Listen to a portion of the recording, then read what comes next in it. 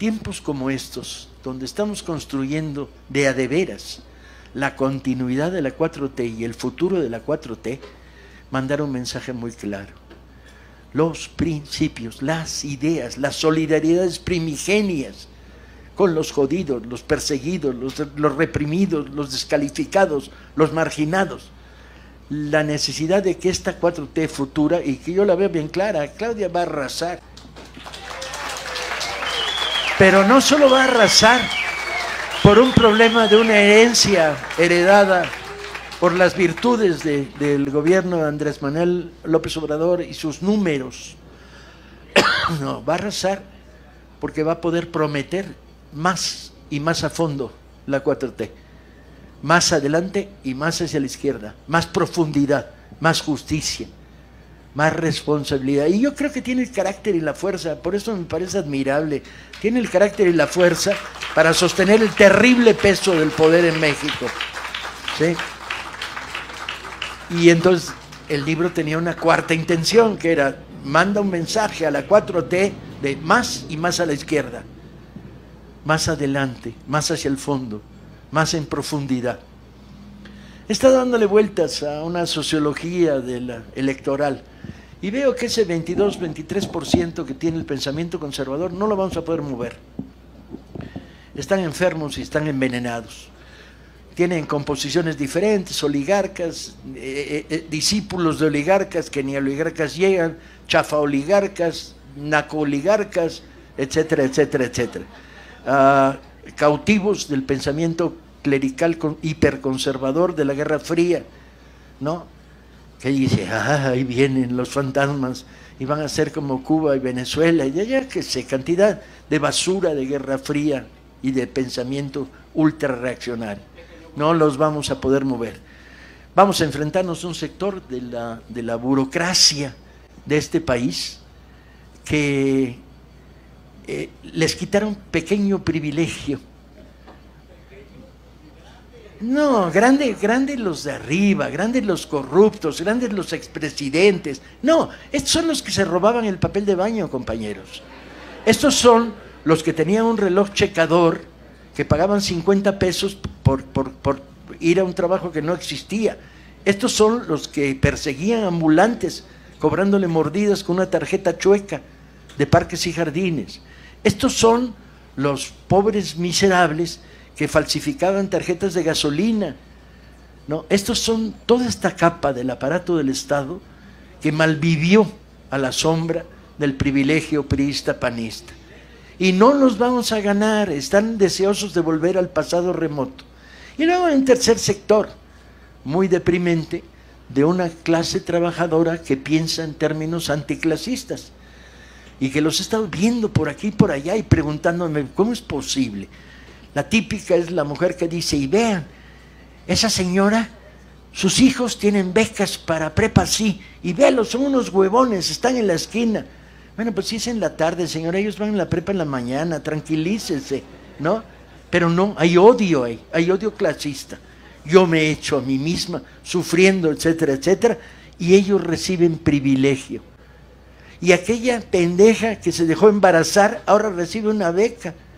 Esta mentalidad reaccionaria dentro de la propia clase trabajadora está envenenada y enquistada, y está en el agravio comparativo, y nos odian con odio jarocho.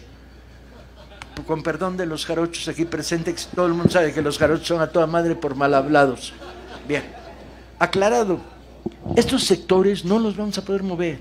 Este 22% del electorado está en el odio, ¿sí? Y enloquece, pero de veras enloquecen, tantito que los toca a uno, se crespan, como si los iluminara el rayo divino, anti López Obrador y anti Claudia. Le va a llover de este sector hasta el aburrimiento, pero son intrascendentes, son un 22%. Ahora, nos queda un 16, un 17% de indecisos a los que tenemos que contarles la verdad. Y la verdad es, ¿qué prefieres, el pasado o el futuro? Y hay que definir pasado y futuro. Y entonces la intención última de este libro no era definir pasado y futuro, nomás me faltaba hacer sociología disfrazada de literatura, pero sí la intención era poner a debate el problema de de por dónde nos vamos ahora hacia adelante. El libro tendrá sus virtudes, sus defectos, pero les aseguro que se van a divertir. Y sobre todo, yo me preguntaba cuando te di el libro, ¿tu generación se va a ver retratada en este libro a pesar de la distancia? Sí, porque, a ver, a nosotros nos tocó, a mí me tocó, digo, por mis padres y mi hermano, que no es tan grande, es 3 años más que yo, pero sí son del 74 al 77, pues hubo varias luchas sociales, obreras, sindicales. Pero se ve uno retratado en el sentido de un sistema autoritario al que se enfrentan estudiantes, obreros, previo al neoliberalismo, previo a la entrada del neoliberalismo.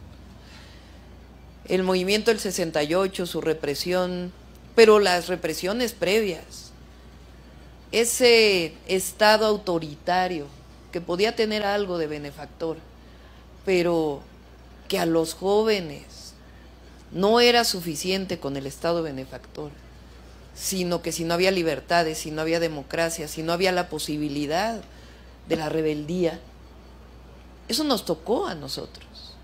Y después nos tocó la entrada del neoliberalismo.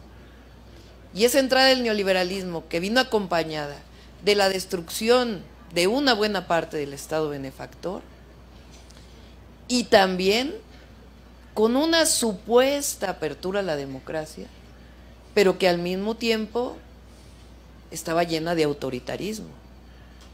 Yo siempre digo, a ver, el 88 con Salinas de Gortari, un fraude electoral. Después vino el 94 con el asesinato de Colosio. Después vino el 2000, que supuestamente era la entrada a la democracia, porque el PAN tenía la posibilidad de haber cambio en la dirigencia de un partido político, aunque fuera hacia la derecha. Y después la traición a la democracia de Fox. Y el 2006 un fraude electoral. Es decir, vean, estamos hablando de 18 años ahí, en donde supuestamente hubo una apertura, pero al mismo tiempo electoralmente imposible que ganara una opción de izquierda, una opción por lo menos progresista. Y después el Calderonato con su guerra contra el narco, y después Peña Nieto con la compra del voto, es decir, autoritarismo, antidemocracia, hasta que llega el 2018. ¿En qué se ve uno reflejado ahí? Pues por supuesto en un Estado que reprime, autoritario, en la falta de democracia, en la construcción de los jóvenes por una sociedad libertaria, en muchos sentidos, desde lo que uno lee hasta las utopías que te vas generando, hasta la construcción del movimiento social, en eso te ves reflejado. Porque nosotros venimos de movimientos sociales que en algún momento fueron obreros, estudiantiles, sindicales, y después un movimiento social masivo por la democracia en este país y en contra de la corrupción, y por cambiar un régimen neoliberal por un régimen que permita que por el bien de todos primero los pobres. Pues ¿cómo no nos vamos a ver reflejados en eso? ¿Cómo no nos vamos a ver reflejados en eso si es la historia que vivimos cada uno de nosotros en este proceso? Y por eso coincido contigo en que al final, en esta construcción de lo que es el obradorismo, de lo que es la cuarta transformación, que es distinto a lo que a lo mejor pensábamos que se podía construir en los 60s o en los 70s, pero que tiene una esencia fundamental que es el humanismo, es la igualdad, es la justicia, es la libertad. En esa construcción de la cuarta transformación, pues cómo no nos vamos a ver reflejados, sea que tú tengas 70, sea que yo tenga 60, sea el que tiene 50, o ayer estuvimos con jóvenes, esos jóvenes que hoy tienen 18, 19, 20 años que por primera vez van a votar y que tienen que tomar una decisión, en efecto, O seguimos con la transformación o regresamos al pasado, porque no hay ninguna otra opción hacia adelante. Y les puedo compartir que en este recorrido que he hecho por el país, porque voy por el tercer recorrido por todo México, no municipio por municipio como hizo el presidente, pero sí en las principales ciudades, pueblos. Estuve la semana pasada en la montaña de Guerrero, que dentro de esa pobreza finalmente hay caminos rurales que salen de poblaciones que antes no existían, y que hay apoyo al campo, y que no es todo, pero sí ha cambiado las cosas.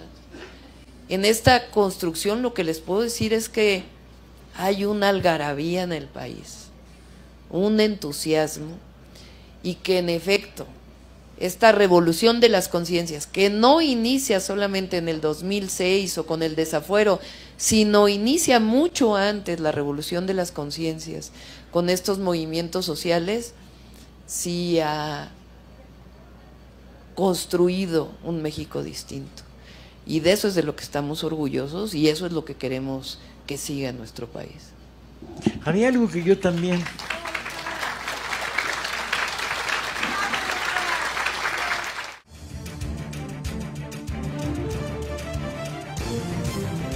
Desde el aire, en 360 grados, con transmisiones en vivo desde el lugar de los hechos, con la mayor tecnología, pero sobre todo, con objetividad e imparcialidad.